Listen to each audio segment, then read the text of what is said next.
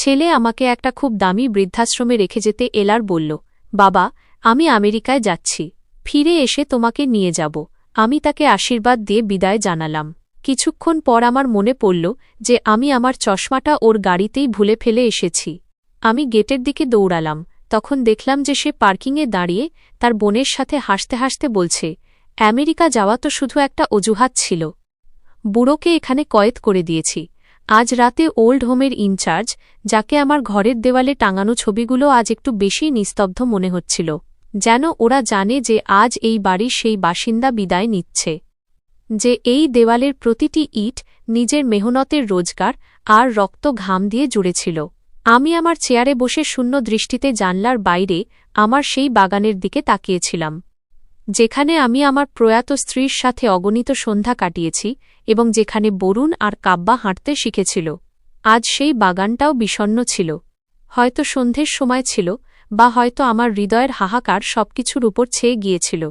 আমার নাম রামশরণ এবং আমি ৬৩ বছর বয়সী। জীবনের এই মোড়ে মানুষের বিশ্রাম আর শান্তির প্রয়োজন হয়, আর ভগবানের কৃপায় আমার কাছে কোনো কিছুর অভাব ছিল না। আমার কাছে ধন সম্পত্তি ছিল, জমিজমা ছিল, এবং সবথেকে বড় কথা আমার ছেলে বরুণ ছিল, যে আমার পৃথিবী ছিল। আমি আমার সারা জীবন আমার সন্তানদের নামে করে দিয়েছিলাম। আমার স্ত্রীর মৃত্যুর পর আমি দ্বিতীয় বিয়ের কথা কখনো ভাবিওনি, কারণ আমি চাইনি যে আমার সন্তানদের মাথায় সৎ মায়ের ছায়া পড়ুক। আমি মা এবং বাবা উভয় হয়েই ওদের বড় করেছি। বরুণ ব্যবসার দায়িত্ব নিয়েছিল, আর আমি খুশি মনে নিজের বেশিরভাগ দায়িত্ব তাকে সঁপে দিয়েছিলাম, কারণ আমি মনে করতাম যে বুড়ো গাছকে নতুন চারাগাছের জন্য জায়গা ছেড়ে দেওয়া উচিত। কাব্যা আমার একমাত্র মেয়ে, যার বিয়ে আমি ৬ বছর আগে আমার বোনের ছেলে অঙ্কিতের সাথে দিয়েছিলাম। সে বিয়ের ঠিক পরেই বিদেশে চলে গিয়েছিল, আর এই ৬ বছরে প্রথমবার সে ভারতে এসেছে। আমার মনে আছে যেদিন ও এসেছিল আমার ঘর খুশিতে ভরে গিয়েছিল, কিন্তু আমি কি জানতাম যে এই খুশি ক্ষণস্থায়ী, অর্থাৎ কিছুক্ষণের জন্য, আর এর পেছনে এমন এক তুফান লুকিয়ে আছে যা আমার জীবনের ভিত নাড়িয়ে দেবে। কাব্যর ফিরে আসায় আমি খুব খুশি ছিলাম, কিন্তু ওর চোখে এক অদ্ভুত বিষাদ আর দুশ্চিন্তা ছিল, যা একজন বাবা হিসেবে আমি পরিষ্কার অনুভব করতে পারছিলাম। আমাকে খবর দেওয়া হতো যে অঙ্কিত একজন দায়িত্বজ্ঞানহীন আর আয়েশি কিসিমের মানুষ। সে জুয়া আর মদের নেশায় সবকিছু হারিয়ে ফেলেছে এবং তাদের আর্থিক অবস্থা খুব খারাপ। কাব্যা অনেকবার সংকোচের সাথে আমার কাছে সাহায্য চেয়েছিল এবং আমি সবসময় তাকে সাহায্য করেছি, কিন্তু গত কিছু সময় ধরে আমি হাত গুটিয়ে নিয়েছিলাম, কারণ আমি জানতাম আমার দেওয়া টাকা কাব্যর জন্য নয়, অঙ্কিতের আয়েশিতে খরচ হচ্ছে। আমি চাইনি আমার সারা জীবনের রোজগার জুয়ার বলি হোক। হয়তো এই কারণেই কাব্যা আমার থেকে কিছুটা দূরত্ব বজায় রেখে চলছিল, কিন্তু আমি এসব ওর মঙ্গলের জন্যই করেছিলাম। গত রাতে খাবারের টেবিলে যা ঘটল তা আমাকে ভেতর পর্যন্ত নাড়িয়ে দিল। আমরা সবাই চুপচাপ খাবার খাচ্ছিলাম। হঠাৎ বরুণ গলা পরিষ্কার করতে করতে বলল, বাবা, আমাকে আপনার সাথে একটা জরুরি কথা বলতে হবে। ওর গলার স্বরে এমন এক দ্বিধা ছিল যা আমি আগে কখনো অনুভব করিনি। আমি খাবার ভাঙতে ভাঙতে স্নেহের সাথে ওর দিকে তাকালাম আর বললাম, হ্যাঁ বাবা, বলো কি কথা। বরুণ তার স্ত্রী নীলম আর বোন কাব্যর দিকে তাকাল, যেন ওদের থেকে সাহস সঞ্চয় করছে। তারপর বলল, বাবা, আমার কানাডার ভিসা লেগে গেছে, আর ওখানে একটা অনেক বড় বিজনেস প্রজেক্ট পাচ্ছি, যা আমাদের ভবিষ্যতের জন্য খুব জরুরি। আমাকে পরের সপ্তাহেই বেরোতে হবে, আর নীলমও আমার সাথে যাবে। এটা শুনে আমি খুব খুশি হলাম আর বললাম, এ তো খুব ভালো খবর বাবা। ভগবান তোমাকে সফল করুন। তাহলে চিন্তার বিষয় কি? বরুণ চোখ নামিয়ে নিল আর বলল, সমস্যা এটা বাবা যে আমরা অন্তত ৬ মাস বা হয়তো ১ বছর পর্যন্ত ফিরতে পারব না। আর কাব্যাও তার শ্বশুরবাড়ি ফিরে যাচ্ছে, তার ভিসাও শেষ হতে চলেছে। এটা শোনা মাত্রই আমার হাত থমকে গেল আর আমার মুখ দিয়ে অজান্তেই বেরিয়ে এল, তার মানে আমি বাড়িতে একা থাকব? আমি নিচু স্বরে জিজ্ঞাসা করলাম। বরুণ সাথে সাথে বলল, না বাবা, এটাই তো সমস্যা। আপনার শরীরও ঠিক থাকে না, আর ব্লাড প্রেশারের সমস্যাও আছে। আমরা আপনাকে একা কিভাবে ছাড়তে পারি? কাজের লোকের ভরসায় আপনাকে ছেড়ে যাওয়া আমার একদম মনপুত নয়। তার এই চিন্তা দেখে আমি সান্ত্বনা পেলাম যে আমার ছেলে আমার কত খেয়াল রাখে। আমি জিজ্ঞেস করলাম, তাহলে এর সমাধান কি বাবা? বরুণ এক মুহূর্ত থামল আর তারপর বলল, বাবা, আমার বন্ধু একটা খুব সুন্দর জায়গা বানিয়েছে। ওটা কোনো সাধারণ ওল্ড হোম নয়, বরং একটা 5 স্টার গেস্ট হাউসের মতো, যেখানে সবসময় ডাক্তারদের টিম থাকে আর পরিবেশও একদম ঘরোয়া। আমি ভেবেছি যে আমরা ফিরে না আসা পর্যন্ত আপনি ওখানেই থাকবেন। ওখানে আপনার একাকিত্ব অনুভব হবে না, আর আপনার দেখাশোনা আমাদের থেকেও ভালো হবে। ওল্ড বা বৃদ্ধ শব্দটা শুনে আমার বুকে একটা ধাক্কা লাগল, কারণ আমাদের বংশে এই শব্দটাকে গালি হিসাবে দেখা হয়। কিন্তু আমি বরুণের মুখে ফুটে ওঠা অসহায়তা দেখলাম, তখন আমার মন গলে গেল। আমি ভাবলাম ছেলে নিজের উন্নতির জন্য যাচ্ছে আর আমার চিন্তাও করছে। যদি আমি না বলি তবে হয়তো সে নিজের প্রজেক্ট ছেড়ে দেবে, আর আমি তার উন্নতির পথে বাধা হতে চাইছিলাম না। আমি বুকে পাথর চাপা দিয়ে হাসতে হাসতে বললাম, বাবা, যদি তোমার মনে হয় যে এটা আমার আর তোমার মঙ্গলের জন্য ভালো, তবে আমার কোনো আপত্তি নেই। আমি তো শুধু তোমার খুশি চাই। আমার সম্মতি শুনে বরুণ আর নীলমের মুখ উজ্জ্বল হয়ে উঠল, আর কাব্যাও স্বস্তির নিঃশ্বাস ফেলল। কিন্তু তাদের চোখে মুখে ফুটে ওঠা সেই সূক্ষ্ম ভাবটা আমি বুঝতে পারিনি, যা খুশির চেয়েও বেশি কোনো সফলতার ছিল। যাই হোক, আমি এটাকে আমার মনের ভুল ভেবে ঝেড়ে ফেললাম, আর সারা রাত জেগে নিজের জিনিসপত্র গোছাতে থাকলাম। আমি নিজের সাথে আমার স্ত্রীর কিছু স্মৃতিচিহ্ন, আমার পছন্দের বইগুলো, আর সেই বইটা রাখলাম যা আমি সবসময় পড়তাম। সকাল হল, বাড়ির বাতাসে এক অদ্ভুত থমথমে ভাব। নাস্তার সময় কেউ কারো সাথে কথা বলছিল না। বরুণ বারবার ঘড়ি দেখছিল, যেন তার কোথাও যাওয়ার তাড়া আছে। পাপা, তাড়াতাড়ি করুন, আমাদের ফ্লাইটের সময় হয়ে আসছে আর আগে আপনাকে ড্রপ করতে হবে, নীলম মনে করিয়ে দিল। আমি শেষবারের মতো আমার ঘরের দিকে তাকালাম। এই ঘরের প্রতিটি কোণায় আমার স্মৃতি মিশেছিল। আমি দেওয়ালে টাঙানো আমার স্ত্রীর ছবিকে নমস্কার করলাম, আর মনে মনে কথা দিলাম যে আমি খুব তাড়াতাড়ি ফিরে আসব। যখন আমি গেট দিয়ে বেরোলাম, প্রতিবেশীদের দৃষ্টি আমার ওপর ছিল। তাদের চোখে সহানুভূতিও ছিল, আর প্রশ্নও ছিল যা আমাকে বিঁধছিল। আমি মাথা নিচু করে নিলাম আর বরুণের গাড়িতে বসে পড়লাম। বরুণ ড্রাইভিং সিটে ছিল, তার পাশে নীলম বসেছিল, আর পেছনের সিটে আমি আর কাব্যা ছিলাম। গাড়ি চলতে শুরু করল, আর আমার ঘর পেছনে পড়ে রইল। সারা রাস্তা গাড়িতে নিস্তব্ধতা ছিল। কাব্যা জানলা দিয়ে বাইরে দেখছিল, কিন্তু তার হাত সমানে ফোনের ওপর চলছিল, যেন সে মেসেজে কারো সাথে কথা বলছে। আমি ভাবলাম হয়তো ও অঙ্কিতের সাথে কথা বলছে। আমি ওর মাথায় হাত রাখলাম আর বললাম, মা, নিজের খেয়াল রেখো, আর অঙ্কিতকে বলো যেন দায়িত্ববান হয়। যদি টাকার দরকার হয় আমাকে বলো, আমি বরুণকে বলে পাঠিয়ে দেব। আমার কথা শুনে কাব্যা চমকে উঠল, আর সে আমার দিকে এক অদ্ভুত নজরে তাকাল, যাতে আপন ভাব কম আর বিরক্তি বেশি ছিল। সে সংক্ষেপে বলল, জি পাপা, আপনি চিন্তা করবেন না, আর তারপর আবার ফোনে ব্যস্ত হয়ে গেল। আমার এটা ভেবে কষ্ট হল যে 6 বছর পর দেখা হওয়া মেয়ে আজ বিদায়ের সময়ও আমার সাথে মন খুলে কথা বলছে না। কিন্তু আমি নিজেকে বোঝালাম যে হয়তো বিচ্ছেদের কষ্টে সে চুপ আছে। কিছুক্ষণ পর শহরের কোলাহল থেকে দূরে এক শান্ত কিন্তু অচেনা এলাকায় গাড়ি থামল। সামনে এক আলিশান ইমারত ছিল, যার বড় গেটে সুকুন ভিলা লেখা ছিল। ইমারতটি সত্যিই সুন্দর ছিল, চারপাশে সবুজে ঘেরা এবং নির্মাণ আধুনিক মনে হচ্ছিল। কিন্তু কেন জানি না, এর উঁচু দেওয়াল আর গেটে দাঁড়ানো উর্দিধারী সুরক্ষারক্ষীরা আমাকে কোনো কয়েদখানার মতো অনুভূতি দিচ্ছিল। বরুণ গাড়ি এগিয়ে নিয়ে গেল, আর আমরা ভেতরে ঢুকলাম। স্বাগত কক্ষে থাকা কর্মচারীরা হেসে আমাদের অভ্যর্থনা জানাল।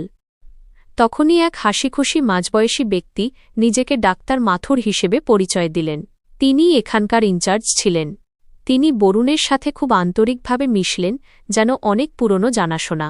তিনি বললেন, আসুন বরুণ সাহেব, আমরা আপনারই অপেক্ষা করছিলাম। আর তারপর আমার দিকে ফিরলেন, আর ইনি হলেন আমাদের বিশেষ অতিথি রামশরণ সাহেব। সত্যিই আপনার ব্যক্তিত্ব খুব প্রভাবশালী। তার এই চাটুকারিতায় আমি একটু অস্বস্তি বোধ করতে লাগলাম। তবু আমি মাথা নেড়ে হালকা হাসির সাথে উত্তর দিলাম। ডাক্তার মাথুর আমাদের তার দপ্তরে নিয়ে গেলেন, যা খুব পরিপাটি করে সাজানো ছিল। সেখানে বরুণ আর তার মধ্যে কিছু কাগজপত্রে সই করার প্রক্রিয়া শুরু হল। আমি চুপচাপ বসে ঘরটা দেখছিলাম। দেওয়ালে বয়স্কদের হাসিমুখের ছবি টাঙানো ছিল, কিন্তু সেই ছবির চোখগুলো আমার কাছে বিষণ্ণ মনে হচ্ছিল। পাপা, এখানে সই করে দিন। এটা অ্যাডমিশনের কাগজ আর কিছু মেডিকেল হিস্ট্রি ফর্ম। বরুণ কাগজের একটা বান্ডিল আমার সামনে রেখে দিল। আমি বরাবরের মতো বরুণের ওপর চোখ বন্ধ করে ভরসা করলাম, আর না পড়েই সই করে দিলাম, কারণ সে আমার ছেলে আর সন্তান কখনো বাবা মায়ের খারাপ চায় না। আমি এটাই ভাবলাম যে এসব কেবল আনুষ্ঠানিকতা। সই করার সময় আমার হাত একটু কাঁপছিল, কারণ ওই সইগুলো আমার স্বাধীনতাকে সীমাবদ্ধ করার অনুমতি ছিল। কিন্তু বরুণের ভালোবাসা আমাকে থামতে দেয়নি। খুব ভালো, ডাক্তার মাথুর কাগজগুলো গুছিয়ে নিয়ে স্বস্তির নিঃশ্বাস ফেললেন। আপনি চিন্তা করবেন না বরুণ সাহেব, রামশরণ সাহেব এখানে রাজাদের মতো থাকবেন। ওনার ঘর পুরোপুরি তৈরি, ভিআইপি স্যুট নম্বর 1। আমি নিজে ওনার দেখাশোনা করব। তারপর সেই মুহূর্ত এলো যা কোনো বাবার জন্য কেয়ামতের থেকে কম নয়। বিদায়ের সময় বরুণ উঠে দাঁড়াল আর আমাকে জড়িয়ে ধরল, কিন্তু তার সেই আলিঙ্গনে সেই উষ্ণতা ছিল না যা সবসময় থাকত। পাপা, নিজের খেয়াল রাখবেন। আমি পৌঁছেই ফোন করব, আর কথা দিচ্ছি ফিরে এসে সবার আগে আপনাকে নিতে আসব। ওর গলার স্বরে এক হালকা কম্পন ছিল, যাকে আমি ওর দুঃখ বলে মনে করেছিলাম। নীলমও লৌকিক বিদায় জানাল, পিতাজি, ওষুধগুলো সময়মতো খেয়ে নেবেন। কাব্বা যখন আমার গলা জড়াল, তখন আমি আর চোখের জল ধরে রাখতে পারলাম না। আমার সোনা মেয়ে, সুখে থাকিস, আমি তাকে আশীর্বাদ দিলাম। সে তাড়াতাড়ি আমার থেকে আলাদা হয়ে গেল। ওর চোখে জল ছিল না, বরং চলে যাওয়ার এক অদ্ভুত অস্থিরতা ছিল। আমি ওখানেই দাঁড়িয়ে ওদের চলে যাওয়া দেখতে থাকলাম। ওরা পেছনে না তাকিয়েই করিডোর দিয়ে বেরিয়ে গেল। ডাক্তার মাথুর আমার কাঁধে হাত রাখলেন আর বললেন, আসুন রামশরণ সাহেব, আমি আপনাকে আপনার ঘর পর্যন্ত নিয়ে যাই। আপনি ক্লান্ত হয়ে গেছেন। আমি ভারী পায়ে তার পেছনে চলতে শুরু করলাম। আমার ঘরটা সত্যিই খুব সুন্দর ছিল। সবুজ রঙের পর্দা লাগানো ছিল, টিভি, ফ্রিজ, নরম বিছানা ছিল, আর জানলার বাইরে বাগান দেখা যাচ্ছিল। কিন্তু এসব আমার জন্য একদম অর্থহীন ছিল, কারণ আমার ঘর আর আমার সন্তান আমার থেকে কেড়ে নেওয়া হয়েছিল। ডাক্তার মাথুর আমাকে ঘরে রেখে এটা বলে চলে গেলেন যে, আপনি বিশ্রাম নিন, সন্ধ্যায় আমি রাউন্ডে আসব। দরজা বন্ধ হতেই ঘরে নিস্তব্ধতা নেমে এল। আমি বিছানার কিনারায় বসে পড়লাম, আর আমার মন খারাপ হতে লাগল। আমার নিজের ঘর, আমার চেয়ার আর আমার বইগুলো খুব মনে পড়তে লাগল। সময় কাটানোর জন্য আমি খবরের কাগজ পড়ার কথা ভাবলাম আর পকেটে হাত দিলাম। তখন অনুভব করলাম যে আমার পকেট খালি। আমার চশমা, আমি ওটা গাড়ির ড্যাশবোর্ডে ভুলে এসেছি।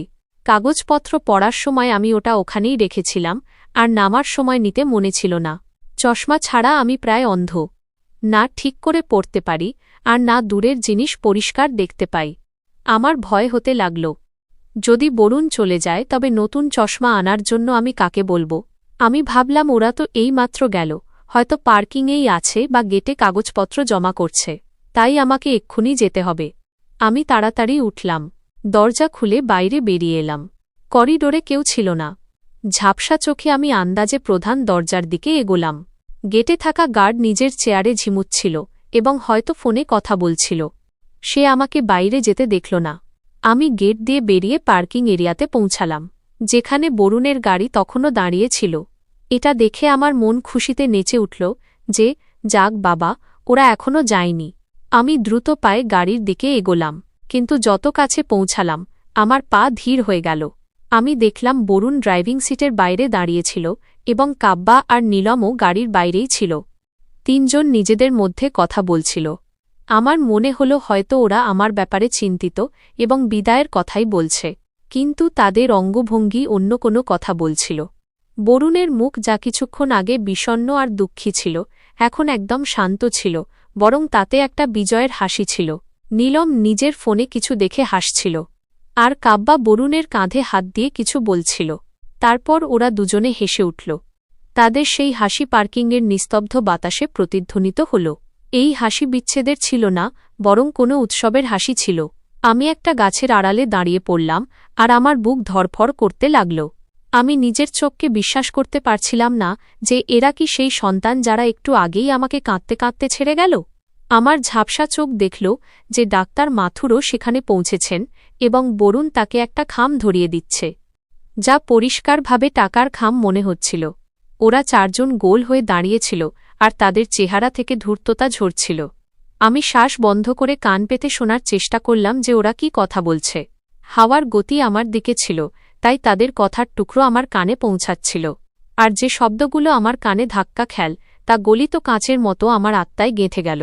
বরুণ বলছিল, ইয়ার কামাল করে দিয়েছ তুমি। ডাক্তার সাহেব একদম আসল অভিনয় করেছেন, আর তারপর কাব্যর গলার আওয়াজ, যাক বাবা, যান বাঁচল। এবার সে সম্পত্তি থেকে হাত ধুয়ে বসল। এটা শোনা মাত্রই আমার পায়ের নিচ থেকে মাটি সরে গেল। আমার মনে হল হয়তো এটা আমার ভ্রম, কিন্তু দৃশ্যটা এত স্পষ্ট ছিল যে তাকে অস্বীকার করা যাচ্ছিল না। এরা কানাডা যাওয়া যাত্রী নয়, বরং কোনো শিকারকে জালে ফাঁসানো শিকারই মনে হচ্ছিল, আর সেই শিকার আমিই ছিলাম। আমার মাথা ঘুরতে লাগল। আমি পড়ে না যাই তাই দেওয়ালের সাহারা নিলাম। চোখের সামনে অন্ধকার নেমে আসছিল, কিন্তু আমাকে নিজেকে সামলাতে হতো আর সত্যিটা জানতে হতো। আমি সাহস সঞ্চয় করলাম আর একটু কাছে গেলাম, যাতে তাদের কথা পুরোপুরি শুনতে পারি। তখনই বরুণ তার বোনকে বলছিল, দেখলে কত সহজ ছিল, কানাডা তো শুধু একটা অজুহাত ছিল। বুড়োকে এখানে কয়েদ করে দিয়েছি, এবার সে এখান থেকে আর কোনোদিন বেরোতে পারবে না। এটা শোনা মাত্রই আমার বুকে ভয়ানক ব্যথা হল, যেন কেউ ছুরি মেরে দিয়েছে। আমার নিজের রক্ত, আমার নিজের ছেলে আমাকে বুড়ো বলছিল, আর আমাকে কয়েদ করার কথা বলছিল। আমার মনে প্রশ্নের ঝড় উঠছিল। তখনই ডাক্তার মাথুরের গলা শোনা গেল, যা এখন অত্যন্ত নিষ্ঠুর মনে হচ্ছিল। আপনি চিন্তা করবেন না বরুণ সাহেব, আজ রাত থেকেই কাজ শুরু হয়ে যাবে। আর তারপর সে নিচু গলায় কিছু বলতে লাগল। এটা শুনে আমি আতঙ্কে কেঁপে উঠলাম যে ওরা আমার সাথে কি করতে চলেছে। ওরা কি আমাকে মেরে ফেলবে? আমার হাত পা ঠান্ডা হয়ে গেল। আমি ওখানেই পাথরের মতো দাঁড়িয়ে রইলাম। চোখে জল ছিল না, শুধু ভয় আর আতঙ্ক ছিল। আমি আমার নিজের সন্তানদের ষড়যন্ত্রের সাক্ষী হয়ে গিয়েছিলাম, সেই সন্তান যাদের জন্য আমি আমার যৌবন উৎসর্গ করে দিয়েছি। আজ তারাই আমাকে কোনো ষড়যন্ত্রের মাধ্যমে এখানে ফেলে এসেছে। কিন্তু উদ্দেশ্য কি ছিল? আর আজ রাতে কি হতে চলেছে? এই ভয় আমাকে ভেতর থেকে কুড়ে কুড়ে খাচ্ছিল। আমি কাঁপতে কাঁপতে পিছিয়ে এলাম। যদি ওরা আমাকে এখানে দেখে নিত, তবে হয়তো আমার খেলা ওখানেই শেষ হয়ে যেত। আমি খালি পায়ে পিছিয়ে আসতে আসতে আবার ইমারতের ভেতরে পালিয়ে এলাম। কিন্তু এখন এই ইমারত শান্তির জায়গা নয়, বরং এক হত্যার জায়গা মনে হচ্ছিল। নিজের ঘরে পৌঁছে আমি দরজা বন্ধ করলাম আর বিছানায় লুটিয়ে পড়লাম। বুক ধড়ফড় করছিল, আর কানে বরুণের সেই কথাগুলো বাজছিল। কানাডা তো শুধু অজুহাত ছিল। আমি ঘরের অন্ধকারে দাঁড়িয়েছিলাম, আর আমার হৃৎপিণ্ড যেন বুক চিরে বেরিয়ে আসতে চাইছিল। কানাডা তো শুধু অজুহাত ছিল। বুড়োকে এখানে কয়েদ করে দিয়েছি, এই শব্দগুলো হাতুড়ির মতো আমার মাথায় আঘাত করছিল। আমার মনে হচ্ছিল আমি এখনই পড়ে যাব আর কখনো উঠতে পারব না। কিন্তু সেই মুহূর্তে আমার ভেতরে জীবন বাঁচানোর লড়াই শুরু হয়ে গেল। আমি ভাবলাম, যদি এখন বাইরে গিয়ে চিৎকার করি বা ভয়ে কিছু করে বসি, তবে ওরা আমাকে এখানেই পার্কিংয়ে ধরে ফেলবে, আর হয়তো ডাক্তার মাথুর জোর করে কোনো ইঞ্জেকশন দিয়ে অজ্ঞান করে দেবে, আর তারপর আমাকে চিরকালের জন্য পাগল ঘোষণা করে দেবে। কারণ এই মুহূর্তে ওদের বিরুদ্ধে আমার কাছে কোনো প্রমাণ ছিল না, শুধু আমার কান ছাড়া। আর পাগলাগারদের ডাক্তারের সামনে একটা বুড়ো মানুষের সাক্ষ্যের কী দাম আছে তা আমি ভালো করেই জানতাম। আমাকে এই সময় আবেগ দিয়ে নয়, বুদ্ধি দিয়ে কাজ নিতে হতো। আমি কাঁপতে থাকা হাতগুলো মুষ্টিবদ্ধ করলাম, গভীর শ্বাস নিয়ে নিজেকে শান্ত করার চেষ্টা করলাম। চোখে জল ছিল, কিন্তু আমি তা মুছে ফেললাম, কারণ দুর্বলতা দেখানোর সময় পেরিয়ে গেছে। আমি পা টিপে টিপে জানলা থেকে সরে বিছানায় শুয়ে পড়লাম, আর গায়ে কম্বল দিয়ে নিলাম যেন গভীর ঘুমে আছি। শুয়ে থাকার কয়েক মুহূর্ত পরেই দরজা খোলার আওয়াজ হল, আর পায়ের শব্দ আমার বিছানার কাছে এসে থেমে গেল। আমি চোখ বন্ধ রাখলাম আর শ্বাস প্রশ্বাসের গতি স্বাভাবিক রাখার অভিনয় করলাম, যা অত্যন্ত কঠিন ছিল, কারণ আমার হৃৎপিণ্ড তখন বেসামাল হয়ে দৌড়াছিল। রামশরণ সাহেব, এটা ডাক্তার মাথুরের গলা ছিল, যার মধ্যে এখন আমি মিষ্টতার বদলে স্পষ্ট বিষ অনুভব করতে পারছিলাম। আমি জেনে শুনে কোনো উত্তর দিলাম না। তখনই আমি অনুভব করলাম যে কেউ আমার মুখের খুব কাছে ঝুঁকে আছে। সম্ভবত এটা পরীক্ষা করার জন্য যে আমি সত্যিই ঘুমাচ্ছি নাকি জেগে আছি। তারপর সে ধীরে ধীরে সাইড টেবিলে কিছু একটা রাখল এবং ফিরে গেল। দরজা বন্ধ হওয়ার শব্দের সাথে সাথেই আমি ঝট করে চোখ খুলে দিলাম। সাইড টেবিলে আমার চশমা রাখা ছিল, যা হয়তো বরুণ তাকে দিয়ে গিয়েছিল। আমি কাঁপতে থাকা হাতে চশমাটা তুলে চোখে পড়লাম। দৃষ্টি পরিষ্কার হতেই ঘরের প্রতিটি জিনিস আমার কাছে আরও ভয়াবহ মনে হতে লাগল। এই ঘরটা এখন আর আরামের নয়, বরং ফাঁসির মঞ্চ বা বধ্যভূমির মতো মনে হচ্ছিল। আমি জানলা দিয়ে বাইরে তাকালাম, দেখলাম বরুণের গাড়ি চলে গেছে। আমার রক্ত, আমার কলিজার টুকরো আমাকে কসাইদের হাতে তুলে দিয়ে নিজের উৎসব পালন করতে বেরিয়ে পড়েছে। সেই রাতে আমার ঘুম এল না। আমি সারা রাত বিছানায় পড়ে ছাদের দিকে তাকিয়ে রইলাম, আর আমার জীবনের ছবি চোখের সামনে ভাসতে লাগল। আমি কোথায় ভুল করেছিলাম? আমার লালন পালন বা শিক্ষায় কি কোনো খামতি ছিল? আমি বরুণকে আঙুল ধরে হাঁটতে শিখিয়েছিলাম, কাব্যের সব জেদ পূরণ করেছিলাম, ওদের রোদ থেকে বাঁচিয়ে ছায়ায় রেখেছিলাম, আর আজ ওরা আমাকে বার্ধক্যের এই অন্ধকার কুঠুরিতে শুধু টাকার জন্য ছুঁড়ে ফেলে দিল। আমার মনে পড়ল যে বরুণ প্রায়ই আমার কাছে সম্পত্তির কাগজপত্রে সই করানোর কথা বলত, আর আমি হেসে বলতাম, আমার মরার পর তো সব তোমারই। হয়তো এটাই ছিল আমার সবচেয়ে বড় ভুল। যদি আমি বেঁচে থাকতেই সব দিয়ে দিতাম, তবে হয়তো আজ রাস্তায় থাকতাম, কিন্তু অন্তত এই বন্দিদশায় তো থাকতাম না। সকাল হতেই আমি ঠিক করে নিলাম যে আমি ওদের বুঝতে দেব না যে আমি ওদের গোপন রহস্য জেনে গেছি। আমি একজন সাধারণ বৃদ্ধের মতো আচরণ করব, যে তার ছেলের ভালোবাসার মিথ্যে অভিনয় বিশ্বাস করে আছে, যাতে এরা নিশ্চিন্ত হয়ে যায় এবং আমি এখান থেকে বেরোনোর কোনো রাস্তা খুঁজে পাই। পরের 1 সপ্তাহ পর্যন্ত আমি অদ্ভুত সংযম প্রদর্শন করলাম। সময়ে নাস্তা করতাম, কর্মীদের সাথে খুশি মনে আপনজনের মতো এবং ভালো ব্যবহার করতাম। আর যখনই ডাক্তার মাথুর রাউন্ডে আসত, আমি হেসে বলতাম, ডাক্তার বাবু, বরুণের ফোন এসেছিল? ও কানাডা পৌঁছে গেছে তো? ডাক্তার মাথুর আমাকে সান্ত্বনা দিত, হ্যাঁ রামশরণ সাহেব, বরুণ সাহেবের কল এসেছিল। তিনি খুব ভালোভাবেই পৌঁছে গেছেন, শুধু কাজে একটু ব্যস্ত আছেন, খুব তাড়াতাড়ি কল করবেন। আমি মনে মনে তার মিথ্যে কথার ওপর ধিক্কার জানাতাম, কিন্তু মুখে প্রশান্তি বজায় রাখতাম। এই 1 সপ্তাহের মধ্যে আমি একটা অদ্ভুত ব্যাপার লক্ষ্য করলাম। ডাক্তার মাথুর এবং তার কর্মীরা আমার সাথে প্রয়োজনের চেয়ে বেশি ভালো ব্যবহার করছিল। আমাকে ভিআইপি খাবার দেওয়া হতো, বাগানে হাঁটার অনুমতি ছিল, এবং সবচেয়ে গুরুত্বপূর্ণ বিষয় ছিল যে আমাকে কোনো ওষুধ দেওয়া হচ্ছিল না। প্রথমে তো আমি অবাক হলাম যে যদি ওরা আমাকে পাগল করতে চায়, তবে ওষুধ কেন শুরু করছে না। তারপর আমি গভীরভাবে চিন্তা করে বুঝলাম যে এটা ওদের চাল ছিল। ওরা চাইছিল আগে আমি এই পরিবেশের সাথে মানিয়ে নিই, আমার আত্মবিশ্বাস ফিরে আসুক এবং আমার শারীরিক স্বাস্থ্য ভালো হোক, যাতে যখন ওরা চিকিৎসা শুরু করবে তখন আমার শরীর সেই তীব্র প্রতিক্রিয়া সহ্য করতে পারে। অথবা হয়তো ওরা কোনো বিশেষ সময়ের অপেক্ষা করছিল, সম্ভব যে কোনো আইনি কাগজ তৈরি হওয়ার অপেক্ষা, যাতে যখন আমাকে পাগল ঘোষণা করা হবে তখন সবকিছু কাগজে কলমে ঠিক থাকে। এটা ছিল ঝড়ের আগের নিস্তব্ধতা, এবং আমি জানতাম যে এই সময়সীমা খুব বেশি দীর্ঘ নয়। আমাকে তাড়াতাড়ি কিছু করতে হতো। আমার মোবাইল প্রথম দিনেই এই বলে নিয়ে নেওয়া হয়েছিল যে এখানে সিগন্যালের সমস্যা আছে এবং ইলেকট্রনিক যন্ত্র বিশ্রামে বাধা দেয়। ল্যান্ডলাইন নার্সদের স্টেশনে ছিল, যেখানে সবসময় কেউ না কেউ উপস্থিত থাকত। আমি বাইরের জগৎ থেকে পুরোপুরি বিচ্ছিন্ন হয়ে পড়েছিলাম, কিন্তু আমার নজর সবসময় কোনো সুযোগের সন্ধানে থাকত। আমি লক্ষ্য করলাম যে খুব সকালে একজন সাফাই কর্মী আসে, যাকে দেখে খুব সাধারণ এবং গরিব মনে হয়। তার নাম ছিল রাজু। সে প্রায়ই আমার ঘর পরিষ্কার করার সময় গুনগুন করে গান গাইত, এবং তার পকেটে একটা পুরনো কি প্যাডওয়ালা মোবাইলের ছাপ দেখা যেত। এটাই ছিল আমার আশার একমাত্র আলো। একদিন যখন ডাক্তার মাথুর কোনো মিটিংয়ে ব্যস্ত ছিল এবং বাকি কর্মীরা এদিক সেদিক ছিল, আমি রাজুকে আমার ঘরে পরিষ্কার করতে দেখলাম। আমি দরজাটা ধীরে ধীরে বন্ধ করলাম এবং তার কাছে গেলাম। রাজু বাবা, কেমন আছো? আমি স্নেহের সাথে জিজ্ঞেস করলাম। রাজু ঝাড়ু থামিয়ে হেসে নমস্কার করল। জি কাকাবাবু, ভালো আছি। আপনি বলুন শরীর কেমন আছে? আমি তার কাঁধে হাত রাখলাম এবং নিজের পকেট থেকে একটা 500 টাকার নোট বের করলাম, যা আমি আমার জামার গোপন পকেটে লুকিয়ে রেখেছিলাম। এই নোটটা আমি বাড়ি থেকে বেরোনোর সময় আপৎকালীন পরিস্থিতির জন্য রেখেছিলাম, এবং ভাগ্যিস যে তল্লাশির সময় তাদের নজর এড়িয়ে গিয়েছিল। রাজুর নজর নোটের ওপর পড়তেই তার চোখ চকচক করে উঠল। এটা কি কাকাবাবু? সে অবাক হয়ে জিজ্ঞেস করল। আমি তার কানে ফিসফিস করে বললাম, রাজু বাবা, আমার তোমার একটা সাহায্য দরকার।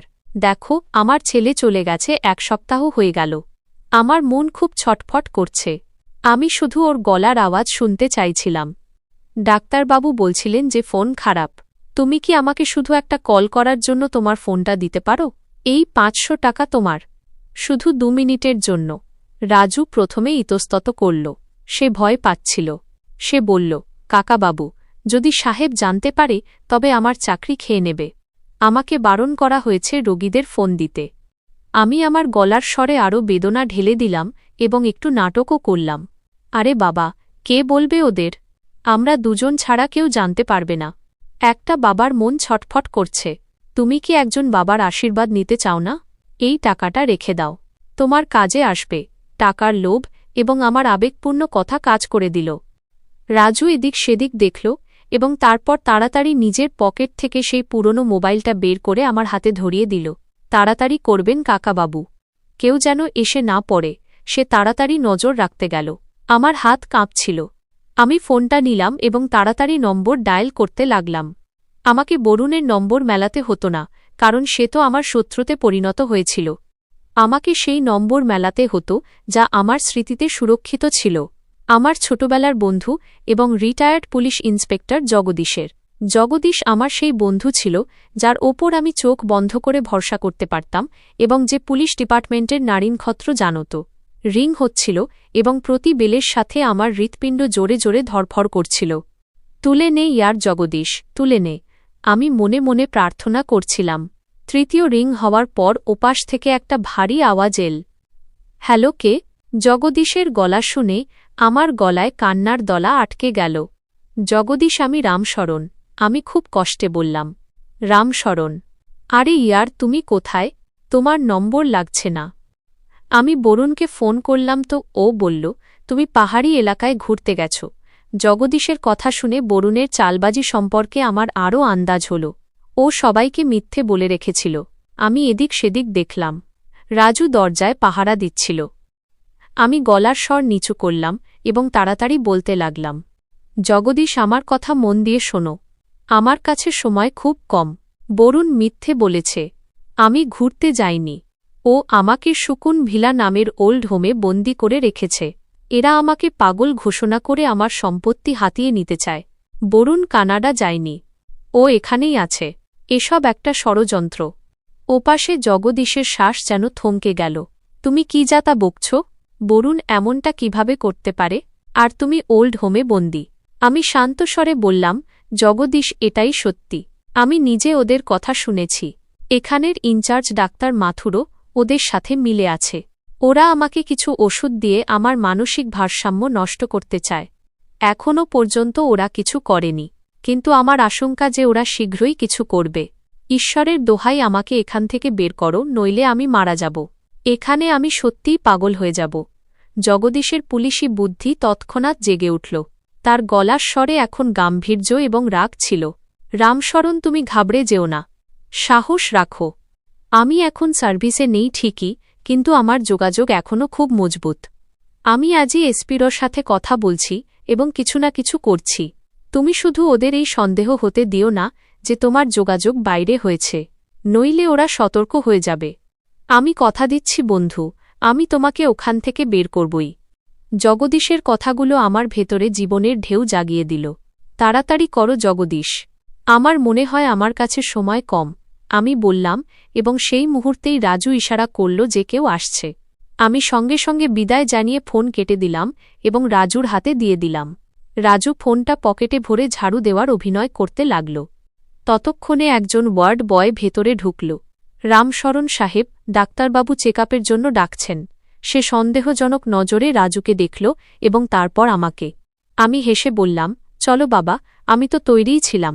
আমার মন সন্তুষ্ট ছিল যে আমার বার্তা পৌঁছে গেছে, কিন্তু ভয় এখনও ছিল, কারণ জগদীশের ব্যবস্থা নিতে সময় লাগতে পারে। আর শত্রু আমার মাথার ওপর বসে আছে। সন্ধ্যা হতেই ওল্ড হোমের পরিবেশ বদলাতে শুরু করল। সাধারণত সন্ধ্যায় আলো জ্বলে উঠত এবং হালকা গান বাজত, কিন্তু আজ নিস্তব্ধতা গভীর ছিল এবং কর্মীদের ছোটাছুটিতে ব্যস্ততা ছিল। আমাকে আমার ঘরে বন্ধ করে দেওয়া হয়েছিল এবং বাইরে থেকে ছিটকিনি লাগিয়ে দেওয়া হয়েছিল। এমনটা আগে কখনো হয়নি। আমার খটকা লাগল যে নিশ্চয়ই কিছু গড়বড় আছে। রাত প্রায় 9:30 নাগাদ দরজা খুলল এবং ডাক্তার মাথুর তার পুরো টিম নিয়ে ভেতরে ঢুকল। তার সাথে দুজন শক্তিশালী শরীরের ওয়ার্ড বয় এবং একজন নার্স ছিল, যার হাতে একটা স্টিলের ট্রে ছিল এবং সেই ট্রেতে ইঞ্জেকশন রাখা ছিল। ডাক্তার মাথুরের মুখে এখন আর সেই কৃত্রিম হাসি ছিল না, বরং একটা গম্ভীর এবং হুকুম করার মতো আচরণ ছিল। রামশরণ সাহেব, আপনি জেগে আছেন? ভালো, সে নিরাসক্ত স্বরে বলল। আমি বিছানা থেকে উঠে দাঁড়ালাম। কি হল ডাক্তারবাবু? এত রাতে সব ঠিক আছে তো? আর এসব কি? আমি ট্রের দিকে ইশারা করলাম, যেখানে রাখা ইঞ্জেকশনের শিশিগুলো হলুদ আলোয় চকচক করছিল। ডাক্তার মাথুর এক পা এগিয়ে এসে বলল, আসলে রামশরণ সাহেব, শহরে একটা খুব বিপজ্জনক ভাইরাস ছড়িয়ে পড়েছে, যা বিশেষভাবে বয়স্কদের টার্গেট করছে। সরকারের তরফ থেকে কড়া আদেশ এসেছে যে সমস্ত ওল্ড হোমের রোগীদের অবিলম্বে ভ্যাকসিন দেওয়া হোক, যাতে তারা সুরক্ষিত থাকে। তাদের এই যুক্তি এতটা জোরালো ছিল না যে কেউ সহজে বুঝতে পারবে। ভাইরাস হঠাৎ রাতে এবং শুধু বয়স্কদের জন্য। আমার তৎক্ষণাৎ বরুণের সেই কথাটা মনে পড়ে গেল। আজ রাতে ওল্ড হোমের ইনচার্জ এটা কার্যকর করবে। এটাই সেই রাত এবং এটাই সেই হাতিয়ার, যার মাধ্যমে আমাকে পাগলামির সার্টিফিকেট দেওয়ার চেষ্টা হতে চলেছে।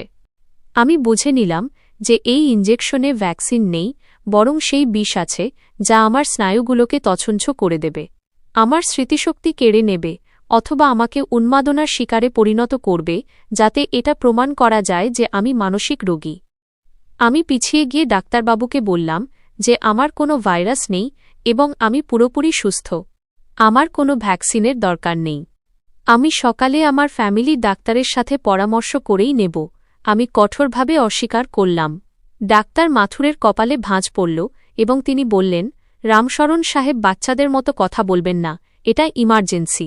আমরা সকালের অপেক্ষা করতে পারি না। বরুণ সাহেব আমাদের আপনার স্বাস্থ্যের সবরকম খেয়াল রাখার অনুমতি দিয়েছেন। বরুণের নাম শুনতেই আমার রাগ আরও বেড়ে গেল। না, আমি কিছুতেই ভ্যাকসিন নেব না। আপনারা জোর করতে পারেন না। আমি দেওয়ালের কাছে দাঁড়িয়ে গেলাম। ডাক্তার মাথুর ওয়ার্ড বয়দের ইশারা করলেন, ধরো একে। রোগী সহায়তা করছে না এবং তার ভালোর জন্য আমাদের কঠোর হতে হবে। এই কথাটা তিনি হয়তো তার কর্মীদের বিশ্বাস করানোর জন্য বললেন। দুজন ওয়ার্ড বয় আমার দিকে এগোল।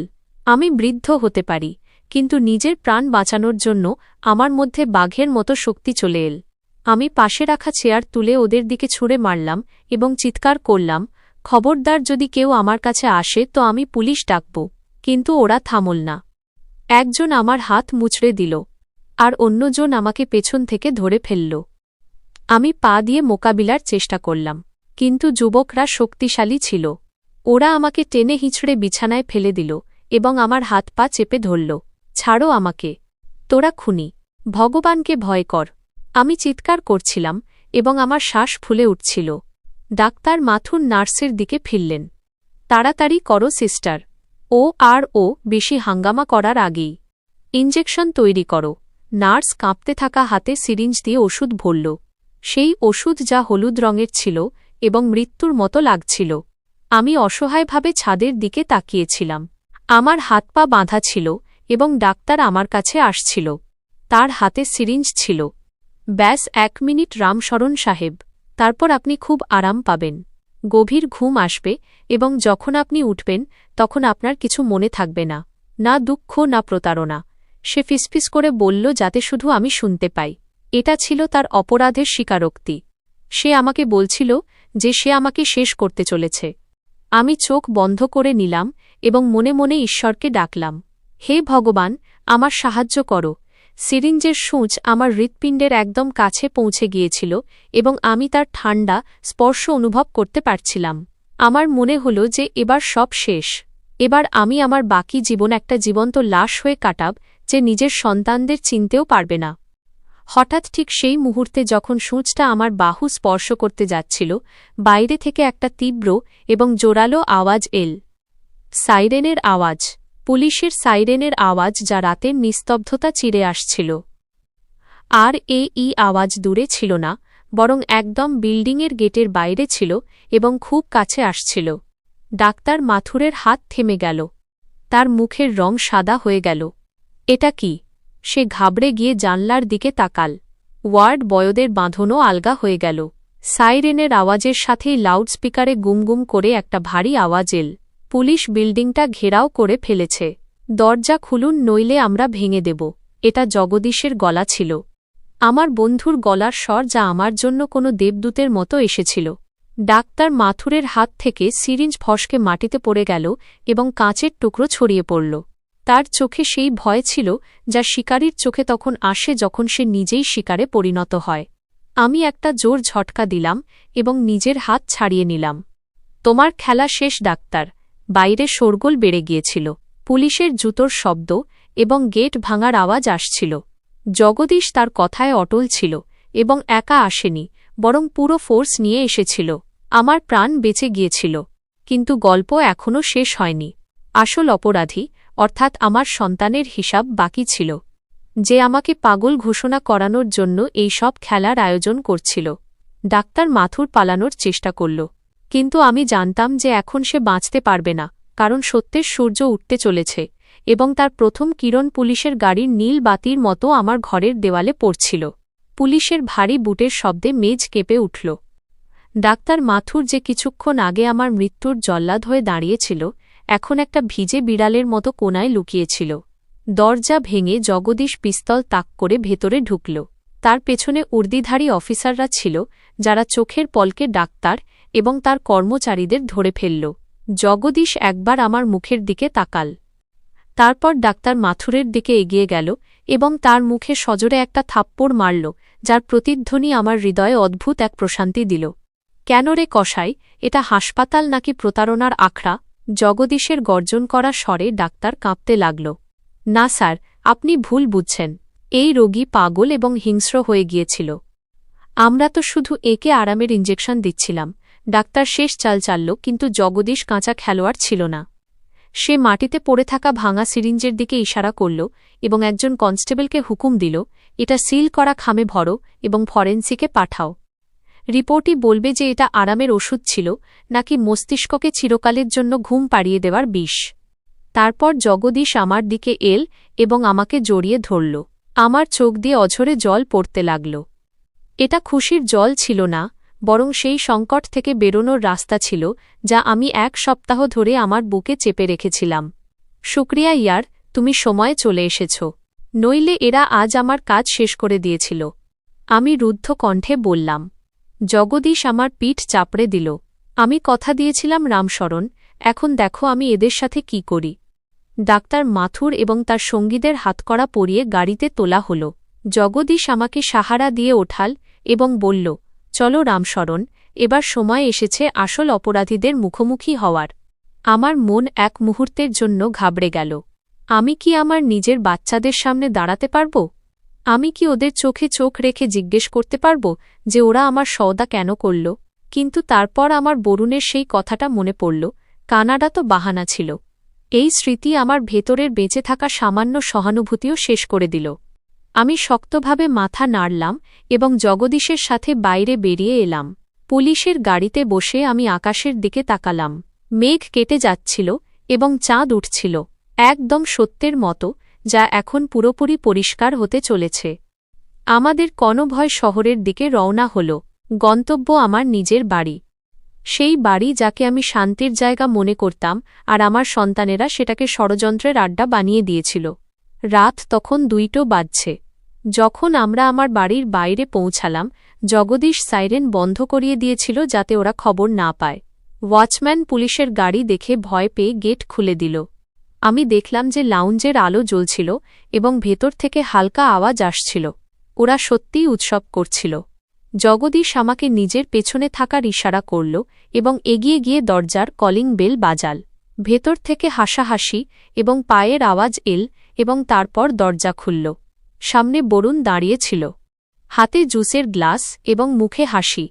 হয়তো ডাক্তার মাথুরের সুখবরের অপেক্ষা করছিল সে।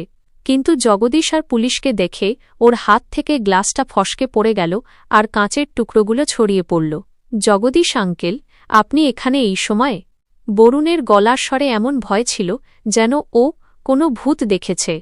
জগদীশ ওকে ধাক্কা দিয়ে সরিয়ে দিল আর আমরা সবাই ভেতরে ঢুকলাম। লাউঞ্জের সোফায় আমার মেয়ে কাব্য আর ওর বৌদি নীলম বসেছিল। ওরাও পুলিশকে দেখে ঘাবড়ে গিয়ে দাঁড়িয়ে পড়ল। ওদের মুখের রং ফ্যাকাশে হয়ে গিয়েছিল।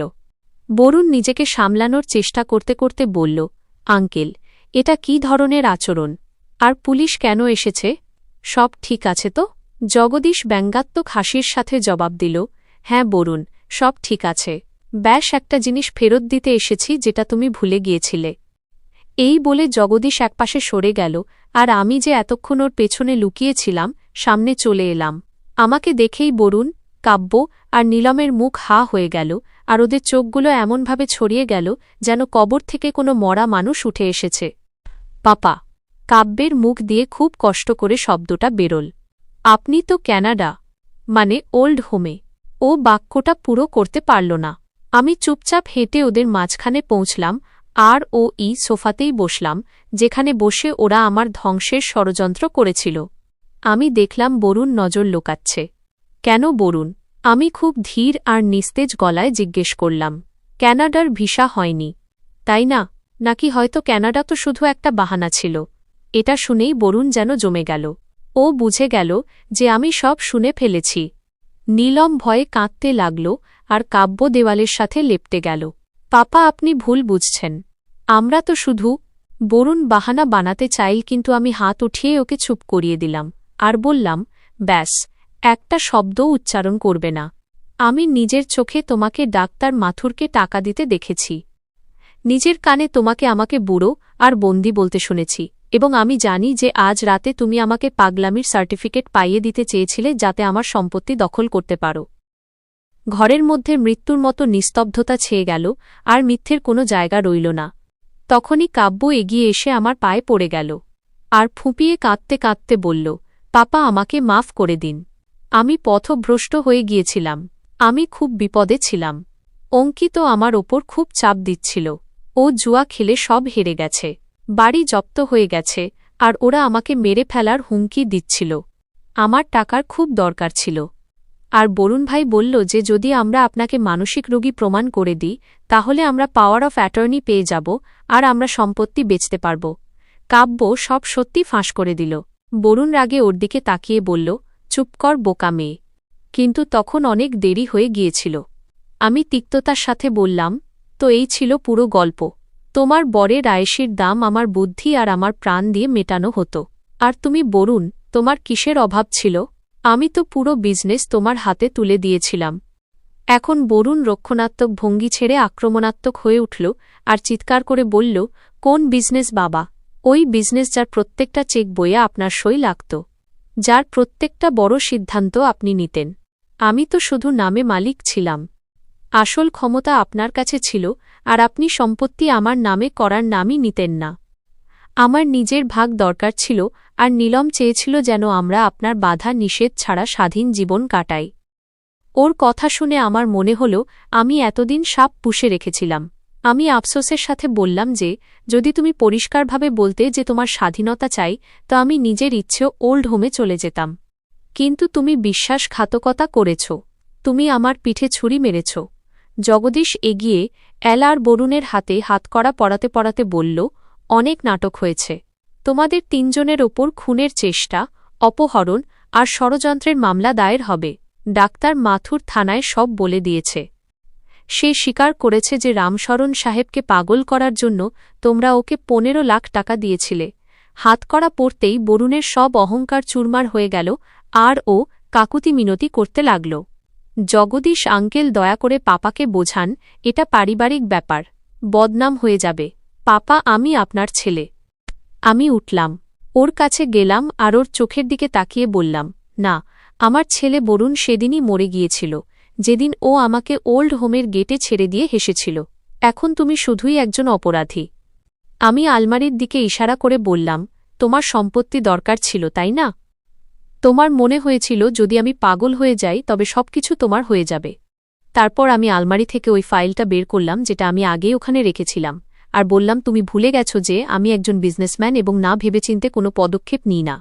যখন তুমি ক্যানাডা যাওয়ার নাটক করেছিলে তখন আমার সন্দেহ তো হয়নি, কিন্তু সতর্কতা হিসেবে আমি আমার উকিলকে দিয়ে উইল করিয়ে নিয়েছিলাম যে যদি আমার কিছু হয়ে যায় বা আমি নিখোঁজ হয়ে যাই, তবে আমার সমস্ত সম্পত্তি, ব্যবসা আর ব্যাংক ব্যালেন্স বিনামূল্যে এক অনাথাশ্রম ট্রাস্টকে দিয়ে দেওয়া হবে। এটা শুনেই বরুণ আর কাব্যের মুখের রং উড়ে গেল।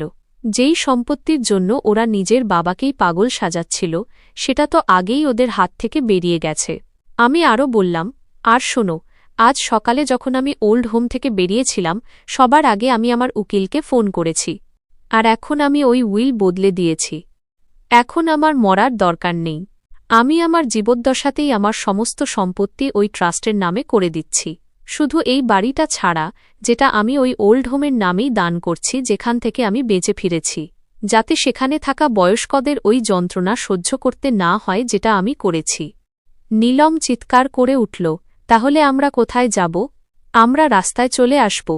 আমি কঠোর স্বরে বললাম, সেই রাস্তা যেটা তোমরা আমার জন্য বেছেছিলে। তফাৎ শুধু এটাই যে আমার মাথার ওপর ঈশ্বরের ছায়া ছিল, আর তোমাদের মাথার ওপর তোমাদের অপরাধের বোঝা থাকবে। আমি জগদীশের দিকে তাকিয়ে বললাম, এদের নিয়ে যাও। আমার এদের মুখ দেখতেও ঘৃণা হচ্ছে। পুলিশ বরুণ আর নীলমকে টানতে টানতে নিয়ে গেল। কাব্য আমার পা জড়িয়ে ধরল আর কাঁদতে কাঁদতে বলল, পাপা, আমাকে মাফ করে দিন, আমি মরে যাব। আমি নিজের পা ছাড়িয়ে নিয়ে বললাম, তুই তো 6 বছর আগেই মরে গিয়েছিলি, যখন তুই ফিরেও আমার খবর নিসনি। যা, নিজের স্বামীর কাছে যা, হয়তো ওই তোকে বাঁচাতে পারবে। পুলিশ কাব্যকেও নিয়ে গেল আর পুরো বাড়িতে নিস্তব্ধতা ছেয়ে গেল। আমি একদম একা হয়ে গিয়েছিলাম, কিন্তু অদ্ভুত ব্যাপার হলো আমার ওই একাকিত্ব অনুভব হচ্ছিল না, যেটা ওল্ড হোমে হতো, কারণ আজ আমি স্বাধীন ছিলাম। আমি নিজের বিবেকের বোঝা নামিয়ে ফেলেছিলাম। আমি রক্তের সম্পর্কগুলোকে যাচাই করেছিলাম, আর ওরা খাঁটি ছিল না। আমি বাড়ি থেকে বেরোলাম। সূর্যের প্রথম কিরণ আমার মুখে পড়ছিল। ওম নমঃ শিবায় এর মধুর ধ্বনি আমার জখমি হৃদয়ে যেন শান্তির অনুভব করাচ্ছিল। এখন কোথায় যাবে রামশরণ? জগদীশ জিজ্ঞেস করল। আমি হেসে আকাশের দিকে তাকালাম। জানি না জগদীশ, হয়তো কোথাও অনেক দূরে, যেখানে কোনো বন্ধন নেই, কোনো আশা নেই, আর কোনো ধোঁকা নেই। কিন্তু আপাতত আমাকে একটা নতুন শুরু করতে হবে, ওই সব বয়স্ক মানুষদের জন্য যারা সন্তানদের দ্বারা অত্যাচারিত। আমি জগদীশকে জড়িয়ে ধরলাম আর নিজের গাড়িতে বসে পড়লাম।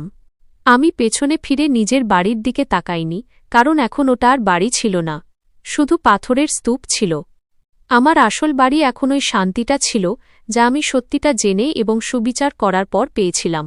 ছেলে আর মেয়ে জেলের রডের পেছনে নিজেদের কর্মের সাজা ভোগ করছিল, আর ওদের বুড়ো বাবা, যাকে ওরা পাগল করতে চেয়েছিল, সে দুনিয়ার সবচেয়ে হুঁশওয়ালা সিদ্ধান্ত নিয়ে শান্ত হয়ে গিয়েছিল। পাগলামির সার্টিফিকেট ওদের মোবারক হোক, কারণ পাগল আমি ছিলাম না। পাগল ওরা ছিল, যারা সম্পত্তির খাতিরে নিজেদের দুনিয়া অর্থাৎ নিজের বাবা মাকে বেচে দিয়েছিল।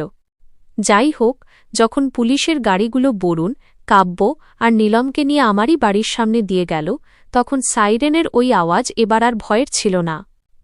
ওই আওয়াজ ছিল ওই শেকলগুলো ভাঙার, যা বছরের পর বছর ধরে আমার কলিজাকে আঁকড়ে রেখেছিল। আমি নিজেরই বাড়ির দোরগোড়ায় দাঁড়িয়েছিলাম, কিন্তু আমার ওই বাড়িটা পর মনে হচ্ছিল। ওই দেওয়ালগুলো থেকে ষড়যন্ত্রের গন্ধ আসছিল। জগদীশ আমার কাঁধে হাত রাখল। রামশরণ, এখন তুমি সুরক্ষিত, চলো ভেতরে গিয়ে বিশ্রাম করো। আমি মাথা নাড়লাম। না জগদীশ, এই বাড়িতে এখন আর শান্তি নেই। যেই সোফায় বসে আমার বাচ্চারা আমার মৃত্যুর সওদা করেছে, ওটাতে এখন আর আমি বসতে পারব না। আজকের রাত আমাকে এমন কোনো জায়গায় নিয়ে চলো যেখানে মানবতা বেঁচে আছে। সেদিন রাতে আমি জগদীশের সরকারি কোয়ার্টারে ঘুমালাম। বহু বছর পর এমন ঘুম এল, যাতে না কোনো ভয় ছিল, না কোনো দুঃস্বপ্ন। সকালে যখন আমার ঘুম ভাঙল, তখন সূর্যের প্রথম কিরণ আমাকে জানাল যে আমি আজও বেঁচে আছি, আর এটা আমার পুনর্জন্ম। পরের কয়েক সপ্তাহ কোনো ভয়ানক সিনেমার মতো কাটল। মামলা কোর্টে ছিল। বরুণ আর কাব্যের উকিল আমাকে মানসিকভাবে অস্থির প্রমাণ করার শেষ চেষ্টা করল। আদালতের কাঠগড়ায় দাঁড়িয়ে আমি নিজের রক্তকে নিজেরই বিরুদ্ধে মিথ্যে বলতে দেখছিলাম।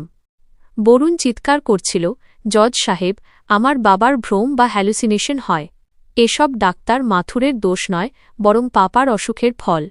আমার চোখে জল ছিল না, শুধু একটা পাথুরে নিস্তব্ধতা ছিল। যখন আমার সাক্ষ্য দেওয়ার পালা এল, তখন আমি জজ সাহেবের চোখের দিকে তাকিয়ে শুধু এটুকুই বললাম, হুজুর, একজন বাবা তার ছেলের সব ভুল মাফ করতে পারে, কিন্তু সে ওই হাতকে কখনো চুমু খেতে পারে না, যেই হাত তাকে বিষের ইঞ্জেকশন দেওয়ার জন্য টাকা দিয়েছে। আমি পাগল নই। আমি শুধু একজন বাবা হওয়ার অপরাধে দোষী ছিলাম, যে নিজের বাচ্চাদের এতটাই অন্ধ ভালোবাসা দিয়েছে যে ওদের মানুষ বানাতে ভুলে গেছে। ডাক্তার মাথুর সরকারি সাক্ষী হয়ে গিয়েছিল।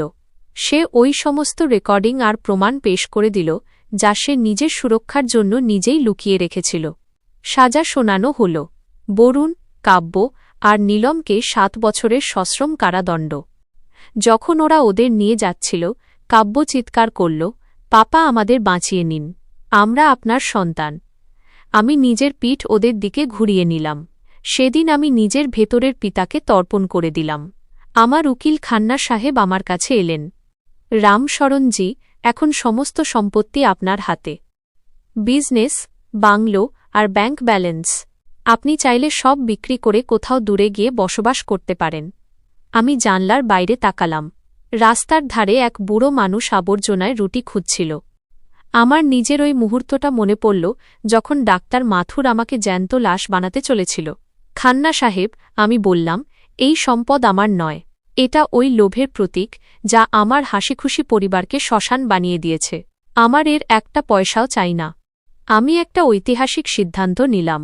আমি আমার পুরো সম্পত্তি দিয়ে রামশরণ পুনর্বাসন ট্রাস্ট বানিয়ে দিলাম।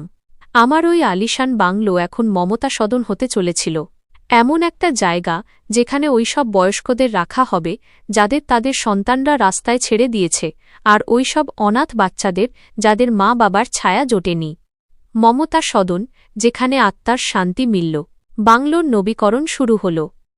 আমি সবার আগে OECCTV ক্যামেরাগুলো সরালাম, যা বরুণ আমার ওপর নজর রাখার জন্য লাগিয়েছিল। ওদের জায়গায় আমি বড় বড় স্পিকার লাগালাম, যেগুলোতে ভোরবেলায় শাস্ত্রীয় সঙ্গীত আর ভজন বাজত। 6 মাস পর মমতা সদন তৈরি ছিল। আজ এখানে 40 জন বয়স্ক আর 20 জন অনাথ শিশু থাকে। আমি নিজেও ওখানেই একটা ছোট ঘরে থাকি। সকালে যখন ছোট বাচ্চারা দৌড়ে আমার কাছে আসে আর দাদু বলে জড়িয়ে ধরে, তখন আমার মনে হয় যে আমার সম্পত্তি এখন সঠিক হাতে আছে। একদিন এক বয়স্ক মহিলা এলেন যাকে তার ছেলে মন্দিরের সিঁড়িতে ছেড়ে গিয়েছিল। তিনি অনবরত কাঁদছিলেন। আমি ওনার কাছে গিয়ে বললাম, বোন, কাঁদবেন না। এখানে কেউ আপনার ছেলে নয় যে আপনাকে বোঝা মনে করবে। এখানে আমরা সবাই আপনার ভাই বোন। আর এই বাচ্চারা, এরা আপনার নাতি নাতনি। ওনার হাসির মধ্যে আমি আমার জয় দেখতে পেলাম। 3 বছর পর আমি জেল থেকে একটা চিঠি পেলাম। বরুণ খুব অসুস্থ ছিল আর আমার সাথে দেখা করতে চেয়েছিল। জগদীশ বলল যে আমার যাওয়া উচিত নয়, কিন্তু আমার মনের কোনো এক কোণে চাপা এক পুরনো স্মৃতি আমাকে বাধ্য করল। আমি জেলের মোলাকাত করার ঘরে বসেছিলাম। কাঁচের ওই পারে বরুণ ছিল। ওর চেহারার ওই জৌলুস, ওই দম্ভ, ওই সব গায়েব ছিল। ও হাড়ের খাঁচা মাত্র হয়ে গিয়েছিল। পাপা, ও কাঁপতে কাঁপতে ফোনটা ওঠাল। আমাকে মাফ করে দিন, আমি লোভে অন্ধ হয়ে গিয়েছিলাম। নীলম আমাকে ছেড়ে দিয়েছে। ও ডিভোর্সের কাগজ পাঠিয়ে দিয়েছে। কাব্যও আমার সাথে কথা বলে না। আমি একা মরে যাব পাপা। আমি ওকে দেখলাম। আমার কি কষ্ট হচ্ছিল, হয়তো একটুখানি, কিন্তু ওই কষ্ট একজন বাবার নয়। ওই কষ্ট একজন মানুষের ছিল যে অন্য একজন মানুষের দুর্গতি দেখছে। আমি বললাম, বরুণ, তুমি আমার কাছে ক্ষমা চাইলে, এটা ভালো কথা, কিন্তু আমি তোমাকে সেই রাতেই মাফ করে দিয়েছিলাম যেদিন আমি তোমাকে পুলিশের হাতে তুলে দিয়েছিলাম, কারণ ঘৃণা পুষে রাখার শক্তি আমার মধ্যে ছিল না। কিন্তু মনে রেখো, সাজা তোমাকে আমি দিইনি, তোমার কর্ম দিয়েছে। এখন তুমি আমার ছেলে নও আর আমি তোমার বাবা নই। আমি ব্যাস একজন মুসাফির যে নিজের গন্তব্য খুঁজে পেয়েছে। আমি উঠে হাঁটা দিলাম। পেছন থেকে ওর কান্নার শব্দ শোনা যাচ্ছিল, কিন্তু আমার পা টলল না। আজ আমি আমার ডায়েরির শেষ পাতা লিখছি। বাইরে বৃষ্টি হচ্ছে আর বাচ্চারা বারান্দায় কাগজের নৌকোর ভেলা ভাসাচ্ছে। মমতা সদনের পরিবেশ কোনো উৎসবের মতো। জীবন আমাকে অনেক কিছু শিখিয়েছে, আর আমি চাই দুনিয়া আমার গল্প থেকে এই শিক্ষা নিক। বাচ্চাদের সম্পত্তির ওয়ারিশ বানানোর আগে ওদের শ্রবণকুমারের গল্প নয়, বরং মানবতার পাঠ পড়ান। যদি ওরা পরিশ্রমের রুটির স্বাদ জানে, তবে ওরা আপনার থালা কখনো কেড়ে নেবে না। বার্ধক্য কোনো অভিশাপ নয়। যতক্ষণ আপনার শ্বাস চলছে, আপনি বেকার নন। যদি আপনার সন্তানরা আপনাকে বোঝা মনে করে, তবে নিজেকে ওদের জীবন থেকে আলাদা করে নিন, কিন্তু নিজের মর্যাদা, আত্মসম্মানকে কখনো মরতে দেবেন না। ব্রহ্মাণ্ডের একটা নিয়ম আছে, যা দেবে সেটাই ফিরে আসবে। বরুণ আমাকে একা করতে চেয়েছিল। আজ ও নিজেই দুনিয়ার সবচেয়ে একা মানুষ। আমি অন্যদের সাহারা দিয়েছি। আজ আমার কাছে 100 হাত আছে আমাকে ধরার জন্য। ঘর ইট পাথর দিয়ে নয়, ভরসা দিয়ে তৈরি হয়। যেদিন ভরসা ভেঙে যায়, ওই ঘর শুধু একটা ধ্বংসস্তূপ। আমার নাম রামশরণ। লোকে আমাকে পাগল সাব্যস্ত করতে চেয়েছিল, কিন্তু আজ আমি এই শহরের সবচেয়ে হুঁশওয়ালা মানুষ। কারণ আমি জেনে নিয়েছি যে আসল সম্পদ ব্যাংক ব্যালেন্সে নয়, বরং ওই দোয়াগুলোতে আছে যা কারোর চোখের জল মোছানোর পর পাওয়া যায়। সূর্য ডুবে গেছে, মন্দিরের ঘণ্টা বাজছে। আমি যাচ্ছি ওই বাচ্চাদের গল্প শোনাতে, যাতে পরের প্রজন্মে কোনো বরুণ বা কাব্য জন্মানোর সুযোগ না পায়। হ্যাঁ, তো বন্ধুরা, আমাদের আজকের এই গল্প আপনাদের কেমন লাগল কমেন্ট করে অবশ্যই জানাবেন। আর এই ধরনের গল্প শোনার জন্য আপনারা আমাদের চ্যানেলটিকে সাবস্ক্রাইব করুন, আর আমাদের এই গল্পটিতে একটি লাইকও করে দিন, সাথে হাইপও করুন। আর হ্যাঁ বন্ধুরা, আপনারা এই গল্পটি কোন শহর থেকে শুনছেন সেটাও কমেন্ট করে নিজের শহরের নাম অবশ্যই জানাবেন। বন্ধুরা, এই গল্পটি পুরোপুরি কাল্পনিক। এতে দেখানো সমস্ত চরিত্র, স্থান, ঘটনা এবং সংলাপ কেবল বিনোদন ও প্রেরণার উদ্দেশ্যে উপস্থাপন করা হয়েছে। কোনো জীবিত বা মৃত ব্যক্তি, আসল পরিবার বা ঘটনার সাথে কোনো মিল কেবলই কাকতালীয় বলে গণ্য হবে। আমাদের উদ্দেশ্য কোনো সমাজ, শ্রেণী, মহিলা বা পরিবারের অনুভূতিতে আঘাত করা নয়। ধন্যবাদ।